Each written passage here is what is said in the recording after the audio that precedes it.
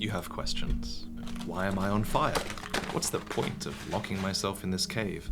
Which ending is the right? Now that he finished Dark Souls 2, I can't wait for him to get back into Europe. You done? Of course, the age-old question, why do they call him Big Hat Logan? First, let's start with the player character. Who is the chosen undead? Well, they are who you make them. Whether you were a thief or a knight, from Astora or Katarina, it doesn't matter. What's important is that you ended up in a cell at the right place and the right time. For you head to Lordran in accordance with an old legend that speaks of a mission for a chosen undead hero. This legend is, by the way, most likely a deception by the gods, probably designed to lure powerful heroes to Lordran, but we'll get to that later. Is there a world outside Lordran? Lordran is just the land of the gods, and there is a wider world of man with many more countries therein.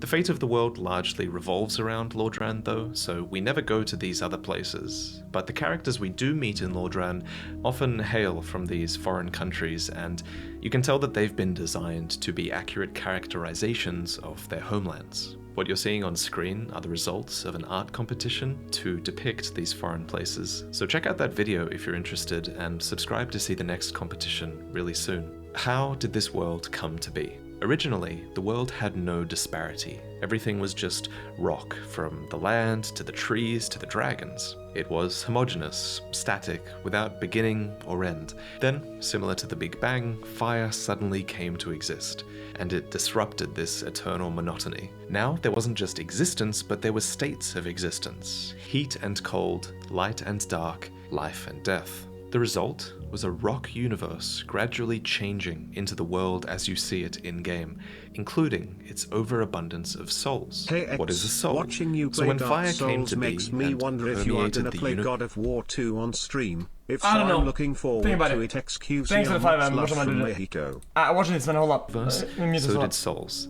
Thus, the soul is the power of disparity itself. They are the means by which the first flame changed the universe, and paradoxically, they are both the fuel and the byproduct of that fire. Similar to in Demon Souls, a soul gives you clarity, allowing you to think, but also life, allowing you to be. And just as there are all kinds of life, there are all kinds of souls, of various shapes, sizes, and magical affinities.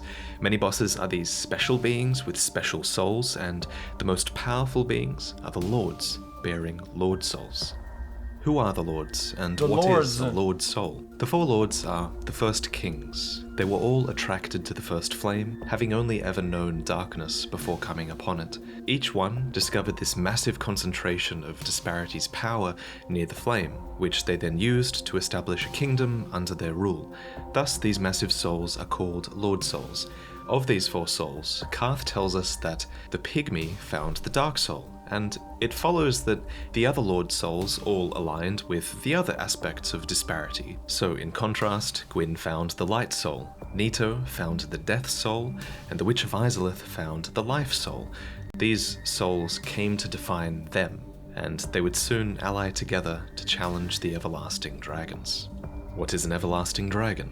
So they're a part of the original race of dragons that predate life They found itself. them. Much like there are wyverns and worms, there are also ancient dragons, or archdragons as later games coin it. Their race is the progenitor to all other dragon subspecies, and these are subspecies that adapted really well to a new world and new environments. You still face some archdragons in-game, but these archdragons never are the original generation of archdragons that actually predate fire. The ancient dragons are commonly described as everlasting, thanks to their stone scales of undeath granting them immortality. However, when Gwyn learned that his bolts of lightning could peel apart those scales, the lords used their full might to hunt down the archdragons to nigh extinction, ushering in the Age of Fire. What is the Age of Fire? It's the era you find yourself in. It was sparked when the lords defeated the archdragons, and even as far back as them finding their lord souls could be denoted as the dawn or beginning of the Age of Fire. So what follows is this period dominated by the lords. Much of this epoch is also denoted as the Age of Gods, since the three lords residing in Lordran with their fellow deities are on the rise or at their zenith during. So I've been watching However, the lore. this golden age can only continue so long as fire at the source of the god's power remains strong. But eventually, fire will fade, and only darkness will remain. This, quote, is what Karth describes as the logic of the world. And when that happens, the gods are supposed to be replaced, and their age of fire is supposed to become an age of dark. In the original Dark Souls, you find yourself at this crossroad. The first flame is about to go out. Even now, its power is barely reaching the world of man, and what follows is a proverbial night. And in this twilight era, the Undead Curse runs rampant. Okay, so, what is the Undead Curse?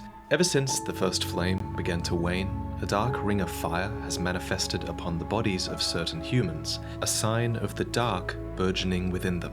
This dark sign marks you as an ageless immortal, though your endless revival comes at the cost of your own souls and sanity until you eventually hollow. What caused the Undead Curse? This question is at the very heart of this series, and the answer is really quite complex. You'll have a better time with this though if you're familiar with all three games. So when the world first began, a creature called the Pygmy found the Dark Soul. Who they were isn't known, nor is it really important. What is important is that they split the Dark Soul into fragments, and these fragments came to be known as humanity, which is a small black spirit found within every human. Karth refers to the furtive pygmy as your ancestor. Thus, we are descended from one of the four lords. These games frequently question whether the dark force within humans is a positive or a negative thing. Your adventure through Ulasil in the Artorias of the Abyss DLC is a great example of that. Here, the darkness within man has gone wild. It's endlessly consuming and corrupting the land and the souls of people around it. And yet, there is dialogue here that's supposed to give you pause. I still think on that creature from the abyss that preyed upon me. My faculties were far from lucid, but I quite clearly sensed certain emotions. A wrenching nostalgia, a lost joy, an object of obsession, and a sincere hope to reclaim it. Could these thoughts belong to the beast from the abyss? But if that were true, then perhaps it is no beast after all. This same duality is seen in the descriptions of dark magic, which are spells that are often driven by powerful emotions. Positive things like love and calm, or negative things like hate and envy. But whether it's positive or negative, Gwyn's pantheon fears the dark, for one day, as we mentioned earlier, their age of fire is going to end, and only dark will remain. This was the logic of the world, until Gwyn But what makes the fire go out, though? committed the first sin, and he shackled the darkness within man. This was a revelation we received in the Ringed City DLC, where the seal of fire around darkness on the dark sign was finally explicitly stated to be a creation of the gods. So for some, like Manus in the first DLC, repression of their humanity causes it to writhe and go mad. However, this seal of fire was placed upon mankind so early in their existence that, for most people, their shackles are all that they know. As a result, and this is really important, humankind end up living their lives through souls that they hold completely separate from the humanity that's within them. You only have to look to the white souls of adventurers that you find in-game as proof of that. Living like this is the lie that Aldia talked about in Dark Souls 2. All men trust fully the illusion of life. But is this so wrong? A construction, a facade, and yet a world full of warmth and resplendence. Young Hollow, are you intent on shattering the yoke, spoiling this wonderful falsehood? But in retrospect, the most chilling dialogue Aldia has was this. Once, the Lord of Light banished dark and all that stemmed from humanity. And men assumed a fleeting form. We're led to believe that the dark sign cursed humanity with undeath, But Aldia's dialogue means this can't be true. Instead, Aldia says mankind's lives became fleeting when they were branded with the dark sign. So this means that they were originally immortals, and indeed this is the state that you return to when you hollow. What is hollowing? Humanity once stood proud within every human, but when the curse was put upon them, humanity became bound, lost, and repressed. So during this age of fire, humanity came to rely heavily on their white soul for their sense of self, and we can see this in the names of these souls. When fire fades, the seal of fire restraining the dark grows weaker. Thus, when fire fades, it follows that our dark soul starts to break free, consuming the white soul This that makes we've come sense to now. believe is the self, and this process of losing the self. So I guess when you're so plunged in darkness that the white soul is completely consumed and corrupted by the dark soul. Called hollowing. Dying or losing heart, it accelerates this process. So an undead must maintain. It's why like a boss like Nito or whatever is completely consumed because there's all these dark souls stacked out the wazoo in like the darkest possible deep down. Physical and mental fortitude in order to resist this process. However, as you might remember, not Naito, the okay. Hollows of Londor in Dark Souls 3 believe that their hollow states are really the most honest shape of man. This isn't an easy truth to face, especially since the Dark Soul has become this ravenous, repressed thing. To stay sane as a hollow, one may need to drain the life of others, and the Hollows of Londor are universally reviled as a result of this. Ultimately, it just leaves you wondering whether this is really the best path for mankind, or whether it's better to just accept the shackles of the gods, or whether humanity's fate has been stolen by the curse, either way. How do we cure the Undead Curse? Well, curse is an actual affliction, just like poison or toxin. You can experience its build-up in-game, and what this curse does is it locks the dark soul away from the self. It's really about the barrier, it's about the separation, and the Dark Sigil explains this. It says that as humanity leaks out, the curse accumulates in exchange. Unfortunately, humans are helpless against curses, and all we can do is redirect their influence. For example, when you use a purging stone, what you're doing is not actually curing the curse, you're actually just transferring the curse to this stone, and this stone was or is another person. In the original Dark Souls, we do something similar to this process called reverse hollowing. Like a sponge. So this is a process that requires you to have a humanity. And it's easy to assume that we're just... And he transfers the curse of dog shit to the fucking mannequin that is somebody else. So when somebody invades, there's somebody, you kill them, and you have somebody on a stone or on a statue, and you say, fuck it, dude.